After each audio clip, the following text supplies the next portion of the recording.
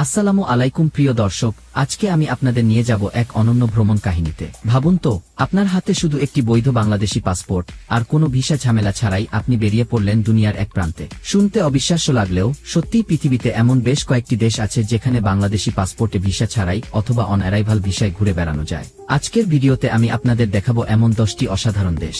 প্রতিটি দেশের সৌন্দর্য, ইতিহাস, খাবার, সংস্কৃতি সবকিছু নিয়েই থাকছে খোলামেলা আলোচনা। তাহলে শুরু করা যাক আমাদের রোমাঞ্চকর যাত্রা। প্রথম গন্তব্য মালদ্বীপ।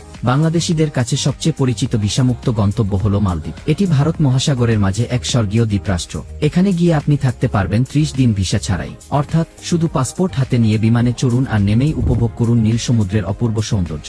মালদ্বীপ শুধু সৈকত আর পানির নিচের রঙিন মাছের জন্য নয়, এখানকার ওয়াটার ভিলা, স্নরকেলিং, ডাইভিং আর সামুদ্রিক খাবারের স্বাদ একে অনন্য করেছে। পরামর্শ, যদি মালদ্বীপে যান তবে এক রাত অন্তত লোকাল আইল্যান্ডে কাটানোর চেষ্টা করুন। সেখানকার মানুষের আতিথেয়তা ও জীবনযাত্রা আপনাকে ভিন্ন অভিজ্ঞতা দেবে। দ্বিতীয় গন্তব্য ভুটান।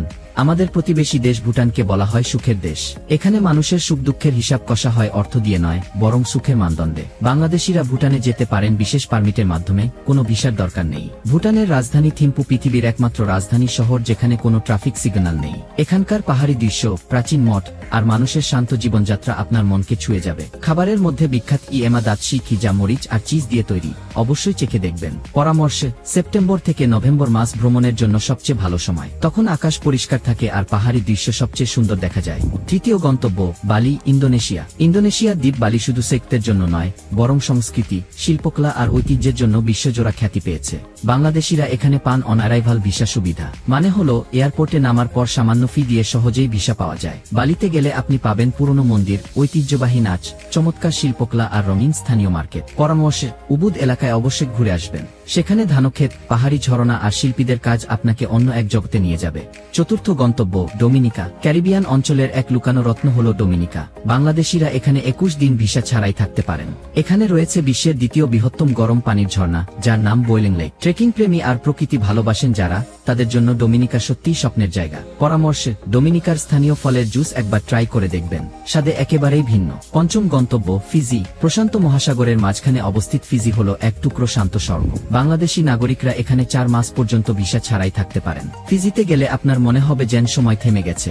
এখানকার সৈকত, কোরাল রিফ আর দ্বীপের শান্ত সৌন্দর্য ভ্রমণকে করবে স্মরণীয়। একটি মজার তথ্য হল ফিজিতে গরু আর ঘোড়ার সংখ্যা মানুষের চেয়ে বেশি। পরামর্শ, ফিজির গ্রামীণ এলাকাগুলোতে একদিন কাটালে আপনি বুঝতে পারবেন প্রকৃতির সাথে মানুষের বন্ধন কতটা গভীর। ষষ্ঠ গন্তব্য হাইতি। ক্যারিবিয়ান অঞ্চলের আরেকটি দেশ হল হাইতি। বাংলাদেশিদের জন্য এখানে প্রবেশ একেবারেই সহজ, কোনো ভিসা প্রয়োজন হয় না। এখানকার সঙ্গীত, নৃত্য আর খাবার ভ্রমণকারীদের কাছে বিশেষ আকর্ষণ। বিশেষ করে চিরাসো ক্লাসিকো খি নামক খাবারটি একবার খেলে ভোলা কঠিন। সপ্তম গন্তব্য জ্যামাইকা। সঙ্গীত আর উৎসবের দেশ হল জ্যামাইকা। বাংলাদেশিরা এখানে 6 মাস পর্যন্ত ভিসা ছাড়াই থাকতে পারেন। এখানে প্রতি বছর হয় প্রায় 2 শতাধিক উৎসব। বিশেষ করে রেগে মিউজিকের জন্মভূমি হল জ্যামাইকা। সঙ্গীত, নাচ আর আনন্দে ভরা এই দেশ আপনাকে অন্য অভিজ্ঞতা দেবে। অষ্টম গন্তব্য নেপাল। আমাদের প্রতিবেশী দেশ নেপাল ভ্রমণের জন্য অসাধারণ একটি জায়গা। বাংলাদেশিরা এখানে ভিসা ছাড়াই প্রবেশ করতে পারেন। এখানে আছে Everest base camp trek, Pokhara lake আর কাঠমান্ডুর ঐতিহাসিক শহর। পরামর্শে, নেপালে গেলে অবশ্যই কি মোমোখে খাবারটি খেয়ে দেখবেন, এটি তাদের জাতীয় খাবারের মতো জনপ্রিয়। নবম গন্তব্য সেন্ট ভিনসেন্ট অ্যান্ড গ্রেনাডিনস। এটি ক্যারিবিয়ান অঞ্চলের এক শান্ত ও সুন্দর দ্বীপরাষ্ট্র।